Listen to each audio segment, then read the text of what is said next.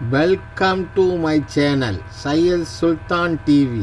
Please subscribe my channel. கவனம் என்கின்ற ஒரு சொல்லை இந்த சகோதரி உங்களுக்கு சொல்லித் தருகிறேன். சூழல் பல நேரங்களில் உங்கள் கவனத்தை சிதறடிக்கும். அப்பொழுதுதான் நீங்கள் பெறக்கூடிய வெற்றி தள்ளி போகும். யார் ஒருவர் கவனத்தை சிதறடிக்காமல் சரியான வேளையில் அதை அறுவடை செய்து கொள்கிறார்களோ அவர்கள் மிகப்பெரிய உச்சங்களை அடைகிறார்கள். பல நேரங்களில் நான் பார்த்திருக்கிறேன். ஒரு மெல்லிய கவனம். வேதாத்திரி மகரிஷி சொல்கிறார், தியானம் என்பது வேறு ஒன்றும் இல்லை. சமைக்கிறாயா, சமைக்கின்ற பொழுது உப்பை அள்ளி போடுகிறோமா, உப்பை அள்ளி போடுகின்ற பொழுது இருக்கக்கூடிய மனநிலைக்கு பேர் தான் தியானம். தப்புனா அளவு மாறிடும், சிந்தனை மாறிடும். ஒரு காரியத்தை செய்கின்ற பொழுது கவனம் என்ற ஒரு சொல். பகை என்பது எது? யாருங்க பகை? இந்த சொல்லை எப்போது யோசிச்சு பார்த்திருக்கீங்களா? பல நேரங்கள்ல நான் பாக்குறேன். நேற்றுங்க எனக்கு ஒரு தகவல்.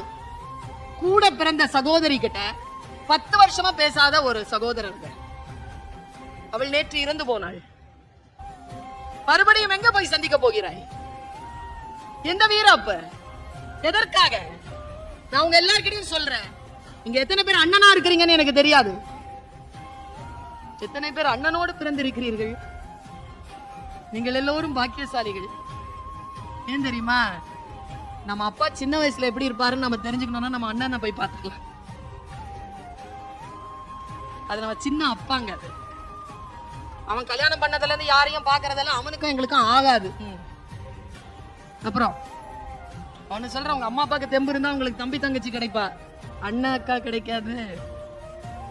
முடிஞ்சா இன்னைக்கு ராத்திரி போய் தொலைபேசியில, அண்ணா நல்லா இருக்கியா, என்ன திடீர்னு பேசணும் போல தோணுச்சு, அப்பா ஞாபகம் வந்துச்சா, உன் ஞாபகம் வந்துச்சு, நல்லா இருக்கல்ல, எப்பாவது ஒரு வாட்டியாவது பாத்துடலானே, வீட்டுல வேணா வெளியில பாத்துக்கலாமா, கேளுங்களேன்.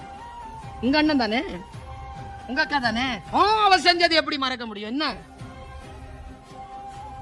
அதை விட முக்கியமானது அவள் இருப்பது, அவள் உயிரோடு இருப்பது, அண்ணன் உயிரோடு இருப்பது. பல குடும்பங்களுக்கு பூனைக்கு முதல் குட்டி பத்தியம் என்பார்கள்.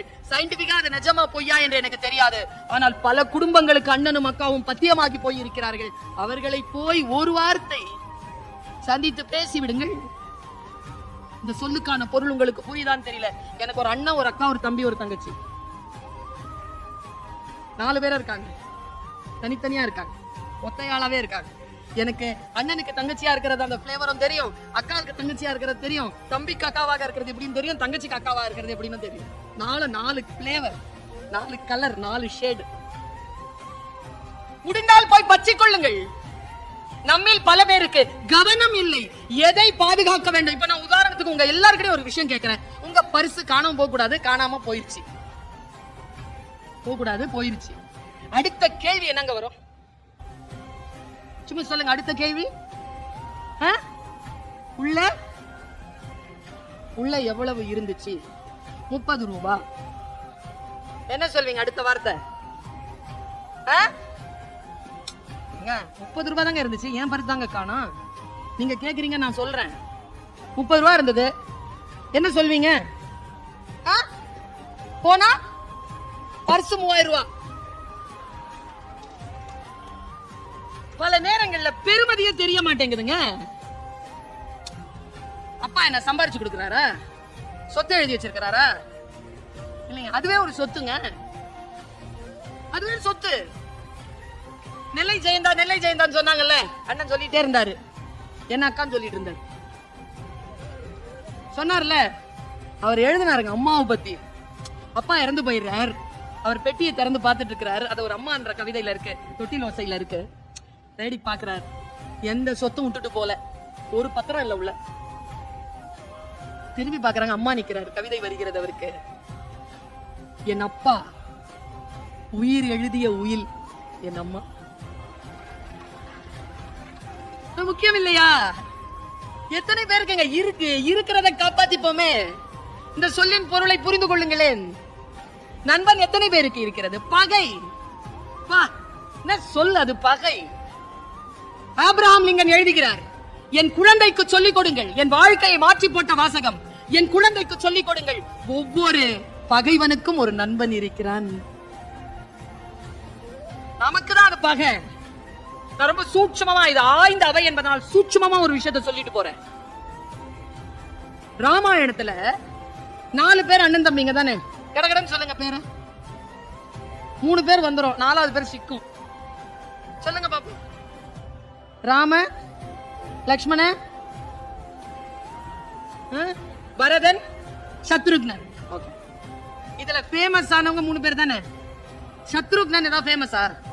ரொம்ப டீப்பா இந்த சொல்லிட்டு போறேன் நான், டைம் ஆகுது எனக்கும். ரொம்ப டீப்பா சொல்லிட்டு போறேன்.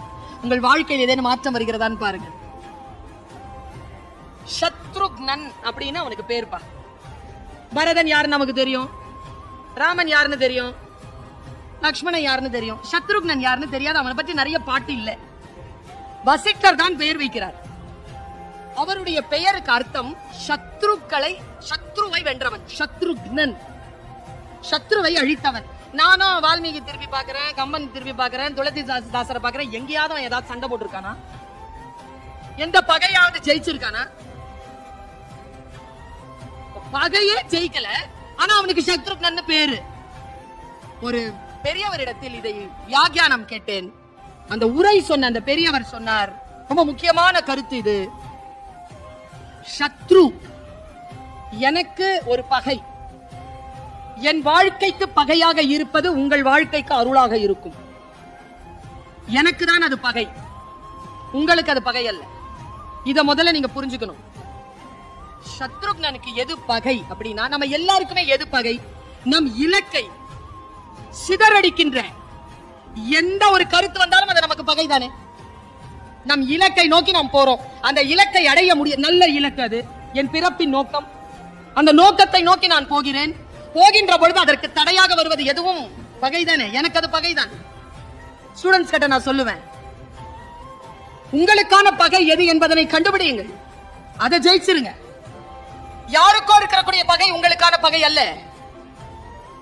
இப்ப யூடியூப் சேனல்ல நான் பேசுறேன், எனக்கு யூடியூப் சேனல் பகை அல்ல. பல பேர் ஆன்லைன்ல பல குற்றங்கள் நிகழ்த்தக்கூடிய சூழலில் மாட்டிக்கொள்கிறார்கள். அவர்களுக்கு அந்த ஆன்லைன் வாழ்க்கை என்பது பகை. ஒருத்தருக்கு வரம், ஒருத்தருக்கு பகை. இதை முதல்ல புரிஞ்சுக்கணும் நாம. பாருங்க, சத்ருக்னன் தன் வாழ்க்கையின் மூலமாக இதை நமக்கு சொல்லிவிட்டு போகிறான். லக்ஷ்மணனுடைய வாழ்க்கை நோக்கம் ராமனுடன் இருப்பது, சத்ருக்னனுடைய வாழ்க்கை நோக்கம் பரதனோடு இருப்பது. பரதனோடு இருக்கக்கூடிய அந்த வாழ்க்கையை, அந்த இலக்கை அடையவே முடியாதபடிக்கு ஒருத்தன் இருக்கிறான். அவன் பேரழகன். அவன் முன்னால வந்தாலே அப்படியே ஆன்மா மண்டிட்டு அவன் பின்னாலேயே நடந்துரும். அவன் தான் ராமன். ராம சௌந்தரியம். ராமன் அப்படி பார்த்துட்டாங்கன்னா, அவன் சிரிக்கிறத பார்த்துட்டாங்கன்னா, யாரை பத்தியும் கவலைப்படாம அவனை பற்றி மட்டுமே நினைக்கக்கூடிய ஒரு பேராற்றல் பெற்ற ஒருவன். ஆனால் சத்ருக்னன் பரதனோடு இருக்கின்ற பொழுது, அல்லது பரதன் இல்லாமல் தனிமையில் இருக்கின்ற பொழுதும் நிமிர்ந்த அந்த சௌந்தரியத்தை பார்க்கவே மாட்டான். ஏனென்றால் பார்த்தால் தன்னுடைய பிறப்பின் நோக்கம் தடைபடும் என்பதற்காக ராம சௌந்தரியம் என்கின்ற பகையை அவன் வென்றான். அதனால் அவனுக்கு சத்ருக்னன் என்று பெயர். நம் வாழ்க்கையில் நமக்கு முன்னால் வரக்கூடிய, அது பெரிய அன்பாக இருக்கட்டும், காதலாக இருக்கட்டும், வாழ்க்கையில் நமக்கான எவ்வளவு பெரிய விஷயமாக இருக்கட்டும், நம்முடைய இலக்கை அடைய முடியாதபடிக்கு தடையாக இருக்கக்கூடிய எதுவும் நமக்கு பகைதான் என்று யோசிக்கக்கூடிய அந்த குணம் நமக்கு வர வேண்டும். அப்பொழுதுதான் சொல் நமக்கு புரியும்.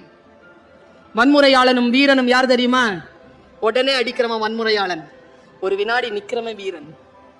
ஒரு வினாடி அதை அந்த கண்ட்ரோல்ல நிக்கிறான் பாருங்க.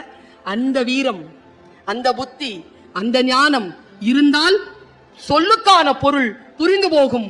மூத்தோன் சொல்லை மதிப்போம், அந்த சொல்லின் பொருளை உணர்வோம் என்று சொல்லிக்கொண்டு வாய்ப்பளித்தமைக்கு நன்றி பாராட்டி நிறைவு செய்கிறேன். நன்றி.